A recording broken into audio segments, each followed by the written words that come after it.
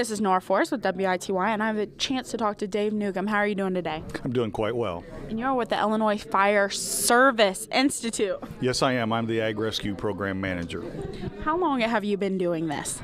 I've been teaching for over 20 years now, the last 7 years as the Program Manager for the Ag Program. What got you into wanting to do the ag part of it? Because you said you've been a firefighter also. My grandfather was a farmer, so I was around the farm as a kid. He was a dairy farmer in Indiana, so being around the farm always just intrigued me. Always loved being out there, and so when the opportunity came here that they were developing an ag rescue program, I'd actually left the institute for a short time because I was working on the farm, didn't have time, and then things changed. So I was able to come back and then got to get in the ag program, and so it's just near and dear to my heart. So you probably saw all those dumb things us farmers do, as you would say. I'm the poster child. I'm the, been around equipment where the guarding wasn't proper and PTO shafts needed to be new guards put on them, things like that. Hydraulic incidents and all that, climbing under a piece of equipment that you shouldn't be. We're all guilty of that, but, it's the awareness of it. Like doing things, there's so many things that people say, oh, that's unsafe, but, we know what we're doing. Done it all my life can't happen to me. That's that level of complacency that we see, that folks that have done it all their lives, never had a problem, but yet there's always a hazard just waiting for the opportunity. Now, lately, what have you seen most happen on the farm? Like, what kind of incidents? Well, we're still seeing a very constant trend on tractor rollovers and vehicle accidents involving tractors.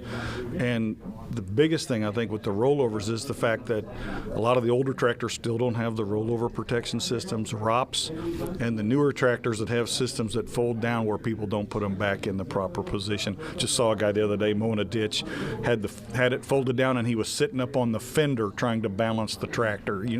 How many times have we seen that? Done that, but I think there's that part that there's actually some of the safeties are out there, and sometimes we ignore them, and that can lead to bad deal. And now the big one that everybody's focusing on right now is grain bin safety. Yes, we're going into harvest, so it's time to start, bringing the grain in. Folks are going to be putting it in the bins. There is more on-farm storage than there is commercial storage. So folks are building very large bins on the farms, and that's, they're where we're starting to increase a risk because we're building bins 5 times the size of what they used to 20 years ago. And if I've got 50 or 60,000 bushels in there, sometimes I'm going to go in there and climb around, check, make sure it's okay. Well, there's a safe way to do that. And one of the ways is to just make sure that you've locked out and tagged out the equipment that can make the grain move. We've read studies or stories of where a person was unloading grain, something in the inside of the bin quit, so they shut everything off, climbed in the bin to make the repair.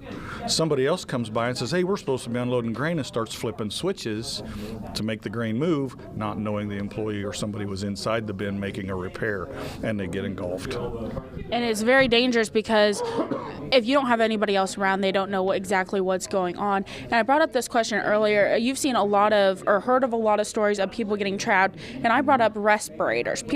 Some people don't even know what respirators are. It's a mask that goes over, and sometimes they do help and sometimes they don't. But what you said surprised me on how sometimes they don't even work. Well, respirators have a purpose. If folks are working in a bin and they are allergic to the dust and things like that, they're a very important product so that the person can do their work. My concern is sometimes they give a false sense of security that if I was to be trapped under the grain, I would be okay. The amount of pressure that is exerted on the body when you're in the grain, you can actually suffocate because it'll tighten down enough that you can't expand your lungs to breathe. And respirator or not, it doesn't matter.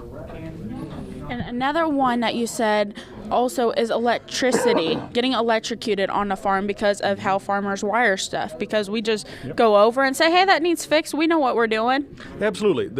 Not uncommon for folks to make common repairs to electrical equipment and all that. The important part here is if I have a backup generator, I want to put a system in here that the power goes out, I want to maintain power here. The important part there is to have a licensed electrician install it and put the proper devices in there. So I think they call them backfeed devices, so that if the generator comes on, yes, it powers the farm, but it doesn't energize the grid going back through the poles.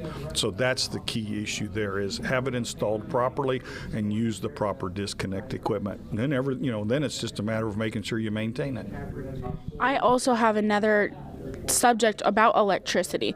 What about lightning strikes? I had a family friend who got struck by lightning in a grain bin, or even my father, John Fourez, he was in a tractor and got electrocuted. So have you ever had stuff like that happen before or heard of it?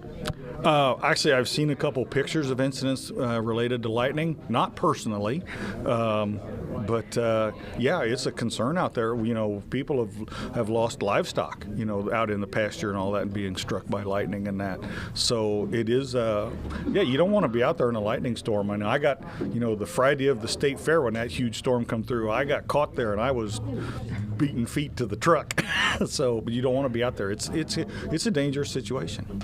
It's never safe. And farm safety, there's so much stuff that can happen that people don't think. And all the farmers, the new ones, we're trying to learn to come into the safe part of it, but we have the older people teaching us, so everything they do, but they didn't learn all the safety like we do nowadays. So coming into it, there's the older farmers that are trying to teach the younger. How do you, you're trying to stop that so we get more safer on farmland and more people are aware of what can happen? It's an education thing. We're training, there's a whole lot of groups out there working with youth programs, and I think that's where the true change is going to be made, that this is the safe way to do it. This is the way that I can become, I'm a young farmer and I want to become an old farmer, and I've got to do it the right way to be able to do that. Yes, for a lot of years, farmers and that have done things, but today's farmer is working, I work for a man, and we farm in a day what my grandfather owned. So farming is just so much bigger, faster, more machinery, bigger machinery, faster paced, and that's where the dangers are. It's still the same job of harvesting, but it's the mere fact that we do 200 acres in a day versus I only owned 200 acres, So that's a real key factor right there. And the younger kids will understand the role model of it, and they can be a good role model too.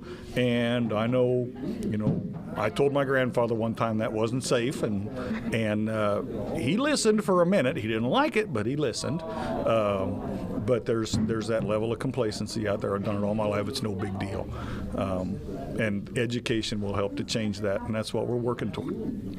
I'll also bring this up as well. There's farm safety, and then there's people who don't know about farmers. They see the combines on the road, think it's safe to pass, and they don't realize what the safety is on a road. Yeah. Like last year, I was driving, had the corn head hooked behind the truck. Kid did not see me, the flashers on or the brake lights, ran into me, corn head went in the back of my truck. Yes, that was a lovely day. Traffic accidents, traffic accidents out there happen all the time. It's rollovers and accidents are 1 and 2 right now in the relation to accidents. And it's the size of the equipment, it's visibility around the equipment, so all those things play a role in it, and educating the community that orange triangle means I'm a slow-moving vehicle, not pass me as fast as you can. We've seen it many times, and so there's an educational side too of, we have to be on the highway too. We don't like it, being out there in a slow-moving vehicle on a highway, but sometimes you just have to, and just be cautious and aware, and for the operator to pay attention to what's going on around him, and for the people in their vehicles and that, just pay attention to that vehicle also.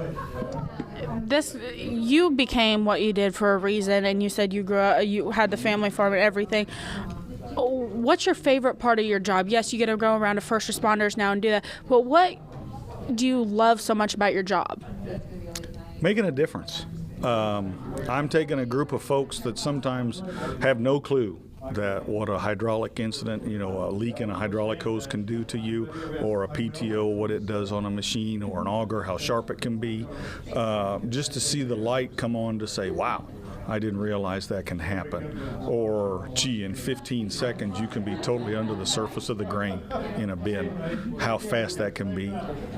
So that's a real huge part for me is just seeing responders and all that. And I've actually had a couple classes years ago when I was early in my career where I was working in the firefighting side of it and all that, and I actually had 2 students come and say, you taught us something that saved our lives.